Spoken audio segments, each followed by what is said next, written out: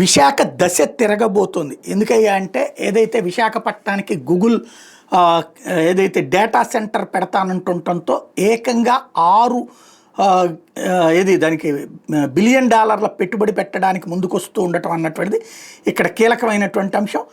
రాబోయేటటువంటి రోజులలో దాదాపుగా 50,000 కోట్ల రూపాయలు పెట్టుబడి పెట్టడానికి సంబంధించినటువంటి అంశానికి రంగం సిద్ధం చేసుకుంది అన్నటువంటిది ఇప్పుడు ఇంటర్నేషనల్ మీడియా కూడా టచ్ చేసుకొస్తుంది. 6 బిలియన్ డాలర్లకి భారీ పెట్టుబడితో 1 గిగావాట్ డేటా సెంటర్ అత్యాధునిక పవర్ ఇన్ఫ్రాతో నిర్మించబోతున్నారు అన్నటువంటిది.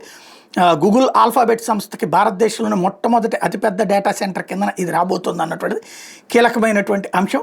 అంటే ఆటోమేటిక్గా డేటా సెంటరే కాదు, దాని మూలంగా ఇప్పుడు మనకి హైదరాబాద్లో ఉన్న ఈ సాఫ్ట్వేర్ కంపెనీలు మొత్తం కలిపితే 6 లక్షల ఉద్యోగాలు ఇస్తాయి. కానీ ఆ సాఫ్ట్వేర్ కంపెనీలో పనిచేసే ఉద్యోగులు, ఆ ఉద్యోగులకి అవసరమైనటువంటి బ్రాండింగ్ బట్టల కోసం అని చెప్పి బ్రాండింగ్ షోరూములు, వాటిట్లో పనిచేసే వాళ్ళు, కార్లు వాటిట్లో అమ్మేటటువంటి వాళ్ళు, ప్లస్ కర్రీ పాయింట్ల దగ్గర నుంచి అనేక రకాలైనటువంటి వస్తున్నాయి కదా. అట్లాగా విశాఖపట్నం దిశ మారబోతోంది రాబోయే రోజుల్లో భారీ ఎత్తున, ఇది కనుక సక్సెస్ అయితే. కాకపోతే ఇక్కడే అసలు లాజిక్ ఏంటంటే అమరావతిలో పెట్టడానికి ముందుకు రాలేదు, విశాఖలో పెట్టడానికి ముందుకు వచ్చింది.